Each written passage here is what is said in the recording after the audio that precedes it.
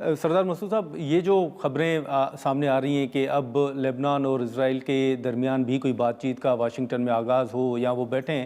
اس حوالے سے مختلف رپورٹس بھی سامنے آ رہی ہیں، تو آپ کو لگتا ہے کہ یہ بھی ایک پازیٹیو سائن ہے؟ اور دوسرا، یہ جو اسلام آباد کے اندر مذاکرات ہوئے، اب اگر اسرائیل اور لبنان کے درمیان بات چیت ہوتی ہے تو یہ بھی انہی مذاکرات کا نتیجہ ہی سمجھا جائے؟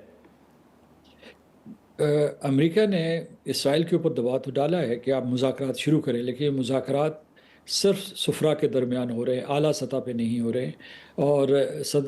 وہاں جو ہے واشنگٹن میں جو لبنان کے سفیر ہیں اور امریکہ، معاف کیجیے گا، اسرائیل کے سفیر ہیں، ان کے درمیان یہ مذاکرات ہوں گے، لیکن اس کے زیر قیادت، امریکہ کی زیر قیادت ہوں گے۔ یہ بھی کہ اسٹیٹ ڈپارٹمنٹ میں ہو رہے ہیں یہ مذاکرات، میرا خیال ہے کہ مذاکرات کا آغاز ہو چکا ہوگا۔ تو یہ تو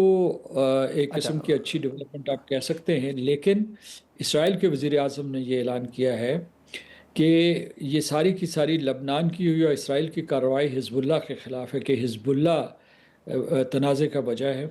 اور تنازع کی وجہ ہے، اور اسی وجہ سے جو ہے وہ حزب اللہ کو ختم کرنا چاہتے ہیں، کیونکہ وہ ایران کے ساتھ بندھا ہوا ہے۔ اور دوسری بات یہ ہے کہ وہ یہ ساتھ یہ بھی کہہ رہے ہیں کہ ان نے جو اپنا فارمولا دیا ہے وہ ہے پیس اینڈ نارملائزیشن، یا نیگوشیشن اینڈ نارملائزیشن۔ یہ فارمولا یہ کہہ رہا ہے، اسرائیل کے نقطہ نظر سے میں کہہ رہا ہوں، کہ ایک طرف وہ مذاکرات کرتے رہیں گے اور دوسری طرف جو ہے وہ ٹھیک ہے۔ کارروائی بھی جاری رکھیں گے حزب اللہ کے خلاف۔ تو یہ آپ کو پتہ ہے کہ کتنی متضاد پالیسی ہے، اس سے جو ہے یہ سارے کا سارا مسئلہ اتنی آسانی سے حل نہیں ہو سکتا۔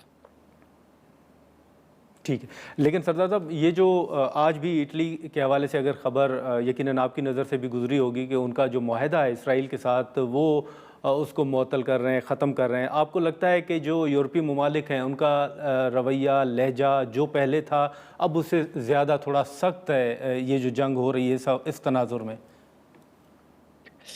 جی،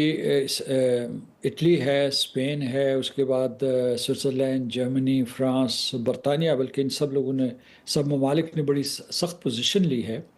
اور وہ یہ غیر معمولی ڈیولپمنٹ ہے، کیونکہ ماضی میں ایسا کبھی نہیں ہوا۔ تو یہ اسے مانیٹر کرنے جی کی ضرورت ہے۔ اصل میں یہ ان ممالک جن کا آپ نے ذکر کیا، اور اس میں اٹلی بھی شامل ہے، انہوں نے امریکہ سے بھی دوری اختیار کی ہے، صرف اسرائیل سے نہیں کی، لیکن اسرائیل کے ساتھ ان کے جو روایتی تعلقات تھے ان میں بھی بہت سخت قسم کی کمی آئی ہے اس جنگ کے دوران، اور یہ رجحان بڑھتا چلا جا رہا ہے، یورپ میں بڑھتا چلا جا رہا ہے۔ ویسے امریکہ کے اندر بھی شہری یہ پوچھ رہے ہیں کہ اس قسم کی بار بار جنگیں جو امریکہ سے کروائی جاتی ہیں، اس سے امریکہ کے شہریوں کو یا ٹھیک ہے، امریکہ کو بحیثیت ریاست کیا فائدہ ہو سکتا ہے؟ ٹھیک ہے، لیکن سر، آپ کو لگتا ہے کہ اگر یہی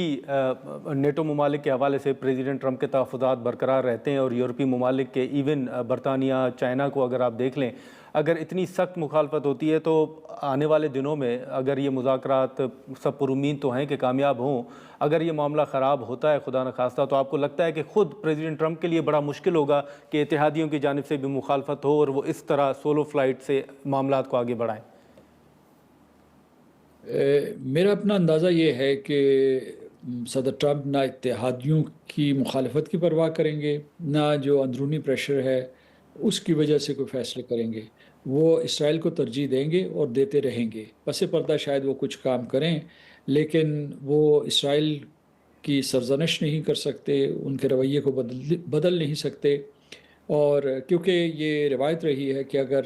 امریکہ کے اندر کوئی صدر یا کوئی جو عام شخصیت یا کانگریس کے ممبرز اسرائیل سے اختلاف کرتے ہیں تو انہیں نقصان اٹھانا پڑتا ہے۔